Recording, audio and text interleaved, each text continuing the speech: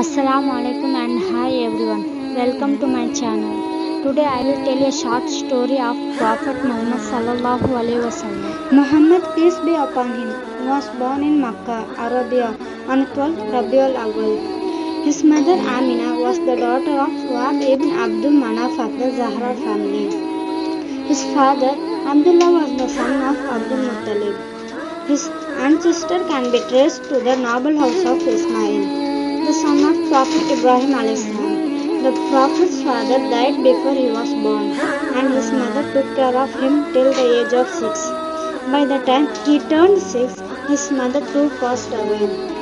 His grandfather Abdul Muttalib took tender care of orphan child, but the old chief passed away in the next 2 years, and before his death, he put the little one in charge of his uncle Abu Talib. Prophet Muhammad, peace be upon him, grew up as an obedient boy. When he was 12 years old, he accompanied his uncle Abu Talib on his journey to Busra. They travelled for many months in the desert. When he introduced Muhammad sallallahu alaihi wasallam to the monk, Bahira was very impressed. He then said to Abu Talib, "Return with this boy and guard him against the hatred of Jews. A great career awaits your nephew." Abu Talib did not quite understand what the monk had meant. His nephew was just a normal child. He thanked Bahira and returned to Makkah. After this journey, nothing special happened in the life of this young prophet for a long time. But all authorities agree that he had a great wisdom, manners and morals, rare among the people of Makkah. He was liked by everyone for his good character and wisdom, and that he received the title of Al-Amin, which means the faithful. Like every other child, he had to do the chores in his family. His uncle had lost most of his wealth, and Prophet helped him by taking care of his flocks. Prophet Muhammad, peace be upon him, mostly led a solitary life. He was sad when he saw the sudden outbursts of the bloody quarrels among the people of Makkah. The people did not care about the law. The Prophet's heart grieved when he saw the misery of other people, and such scenes were a daily occurrence in Makkah during that time. The Prophet was 25 years old. He travelled once again to Syria, and it was here that he met the love of his life, Khadija. Khadija was one of the most beautiful and noble women around, and she was from a very wealthy family, but she was a widow. In spite of being a widow, many wealthy and prominent men in the society asked her hand in marriage, but she rejected them all, as she had lost the desire to marry again.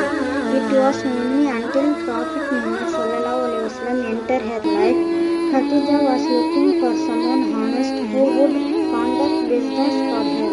It was then that she got introduced to the Prophet. She learned that even though he was an orphan and poor, he came from a noble family. This man was of impeccable moral character and widely known as the most honest man around. The Prophet soon started working for her and set out for his first business trip, followed by a servant. After they came back, she asked her servant about Prophet's conduct. The servant amazed her by his report. "This young man is the kindest I have ever seen," he said. "He never treated me harshly as many others do.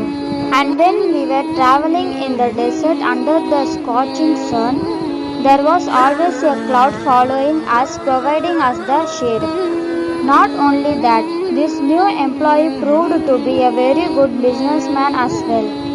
First he sold the merchandise she gave to him. Then with the profits, he bought other merchandise and resold them again, thus making double profits. Khadija fell deeply in love with the Prophet. Even though he was 15 years younger, she resolved to marry this man. The next day, she sent his sister to this young man. "Why are you not married yet?" she asked him. "For lack of means," he answered. "What if I were to offer you a wife of nobility and beauty. Will you be interested? She asked. Who is it? He replied. When she mentioned her sister, the young man chuckled in amazement. How could I marry her? She has turned down the most noble men in the city. They were much wealthier and prominent than this poor shepherd. But the sister replied, don't you worry, I will take care of it.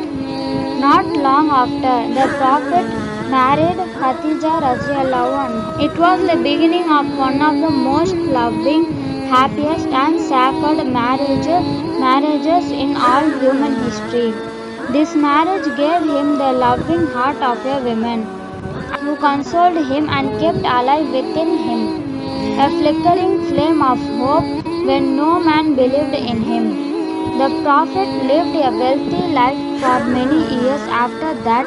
When the Prophet reached the age of 35, he settled by his judgment a grave dispute, which threatened to plunge Arabia into a fresh series of war. It was the time for rebuilding the Kaaba. Every tribe who had gathered there wanted the honor of raising the black stone, the most holy relic. The leaders and men of each tribe fought among themselves, claiming the honor. The leaders and men of each tribe fought among themselves, claiming the honor. Senior citizen invited, and he said to the people, you will listen to the first man who enters through that gate. The people agreed and waited patiently looking at the gate.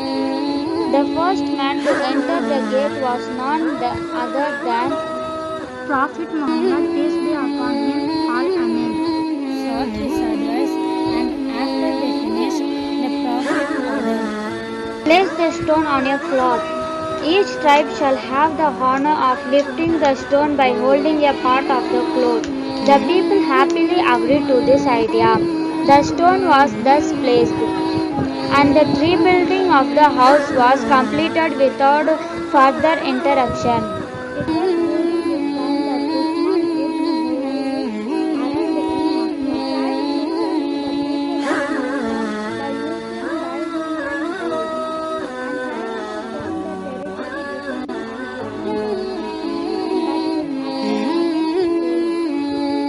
to turn the territory between Makkah and Medina.